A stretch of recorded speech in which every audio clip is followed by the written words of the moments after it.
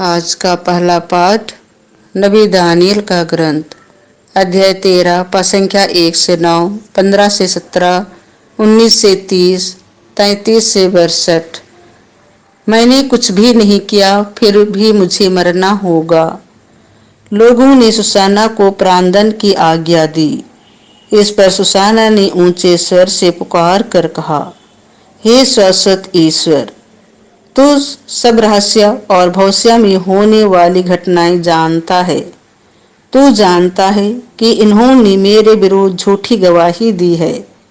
इन्होंने जिन बुरी बातों का अभियोग मुझ पर लगाया है, मैंने उनमें से एक भी नहीं किया, फिर भी मुझे मरना होगा। ईश्वर ने उसकी सुन ली।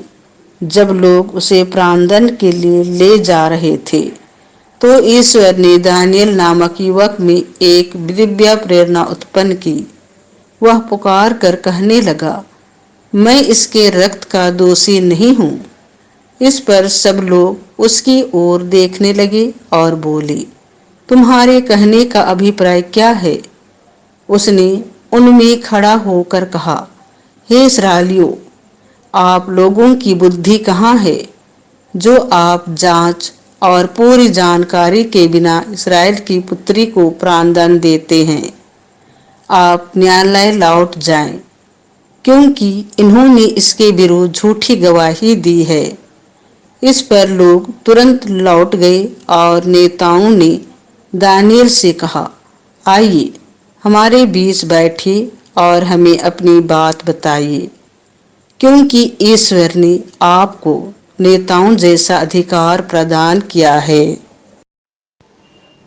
दानियल ने उनसे कहा, इन दोनों को एक दूसरे से अलग कर दीजिए और मैं इनसे पूछताछ करूंगा। जब दोनों को अलग कर दिया गया, तो दानियल ने एक को बुलाकर उससे कहा, अधर्म करते करते तेरे बाल पक गए हैं।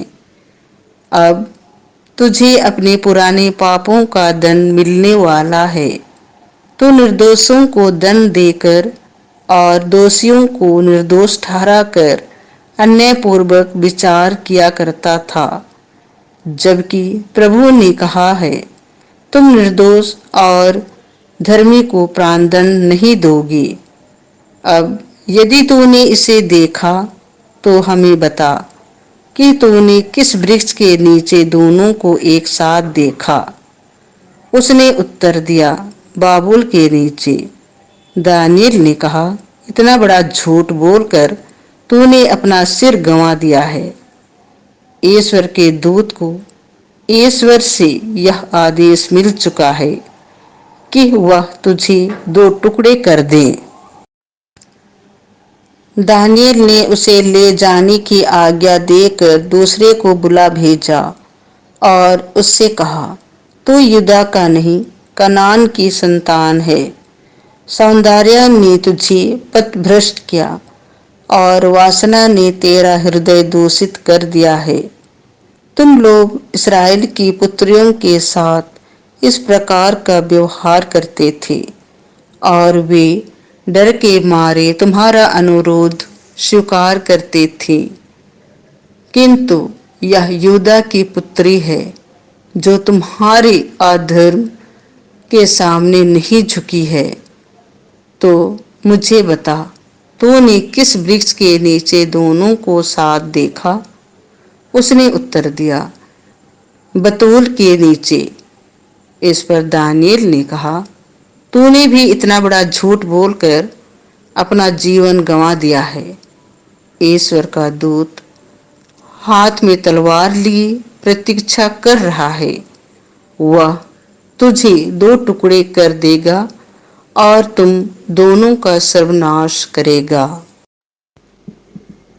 तब समस्त सभा ऊंचे स्वर से जयकार करते हुए ईश्वर की स्तुति करने लगी, जो अपने पर भरोसा रखने वालों की रक्षा करता है।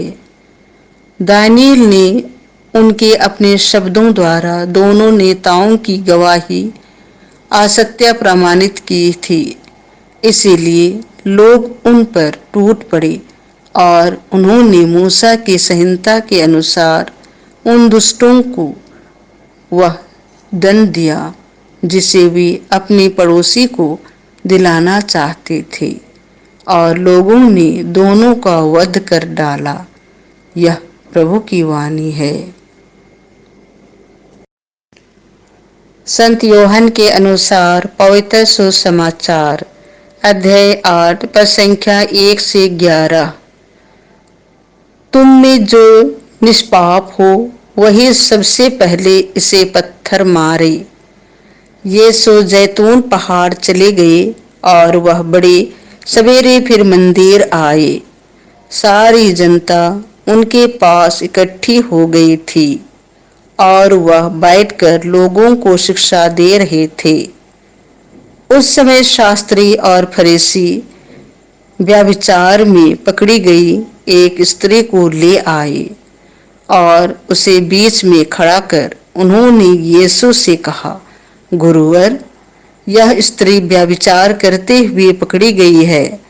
संहिता में मूसा ने हमें ऐसी स्त्रियों को पत्थरों से मार डालने का आदेश दिया है। आप इसके विषय में क्या कहते हैं?